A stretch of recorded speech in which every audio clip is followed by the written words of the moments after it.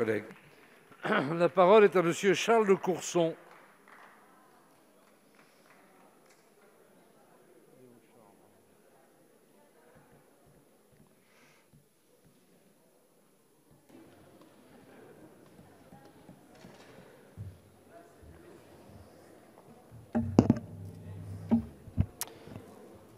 Monsieur le Président, Monsieur le Ministre, Monsieur le Président de la Commission des Finances, Monsieur le rapporteur général, mes chers collègues, le groupe Libertés et Territoires votera contre la première partie du projet de loi de finances pour 2021 pour 4 raisons.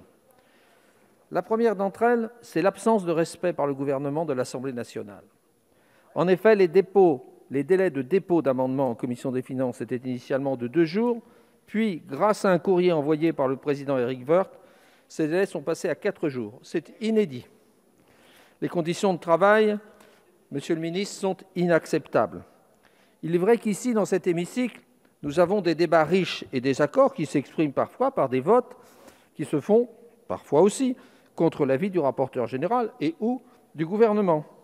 Et Monsieur le ministre, il est vraiment insupportable pour les parlementaires que le gouvernement puisse, à 2 heures du matin, demander des secondes délibérations qui, en plus, portent sur des décisions mineures.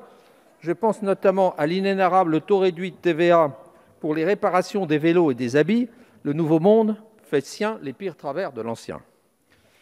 Comment pouvons-nous travailler correctement dans ces conditions ? À tout cela s'ajoutent des amendements du gouvernement déposés à la dernière minute. Vous n'êtes pas le premier à faire ça, c'est vrai, qui n'ont pas pu être examinés par la Commission des finances. Vous pourriez au moins essayer de respecter le Parlement et la représentation nationale.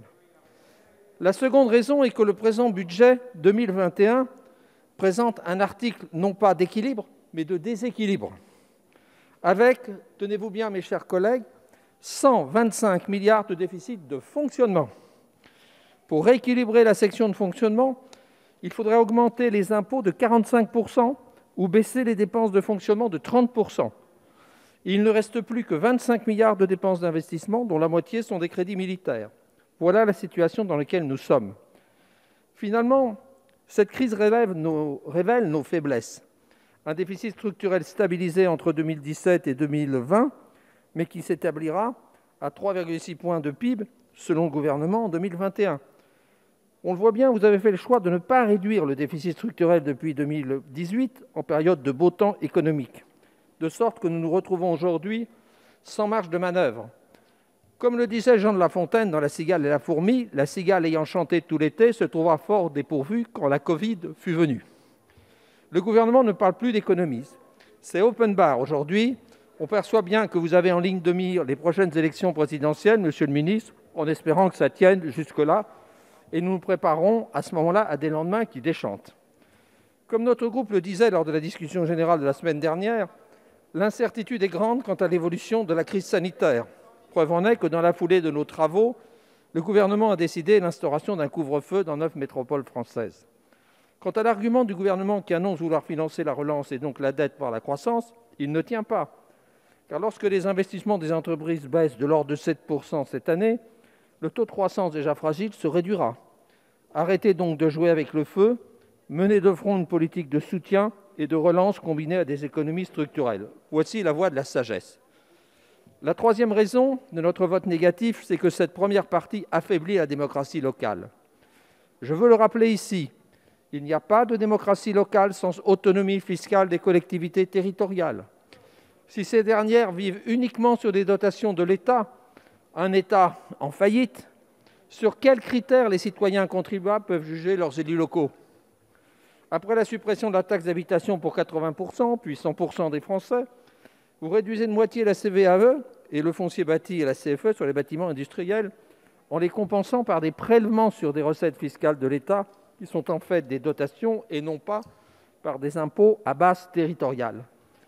Car s'il est une leçon à tirer des différentes crises que le pays a connues en l'espace de 2 années, c'est bien l'échec de la pratique verticale du pouvoir. Les collectivités territoriales ne sont pas de simples gestionnaires des dotations de l'État. Enfin, la quatrième et dernière raison de notre vote négatif, c'est l'absence d'une politique sociale vigoureuse. Vous faites un one-shot en 2020 avec une prime de 150 € versée aux bénéficiaires du RSA, étendue aux étudiants boursiers et jeunes touchant des APL, mais rien pour 2021. Vous réagissez en permanence sous la pression.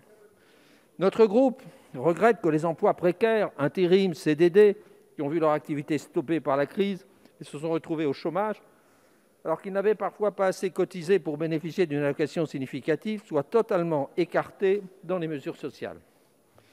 Vous le comprendrez donc aisément, mes chers collègues, au regard de ces 4 critiques, notre groupe Libertés et Territoires ne pourra pas voter en faveur de votre projet de loi de finances pour 2021 et sa quasi-totalité votera contre. Merci.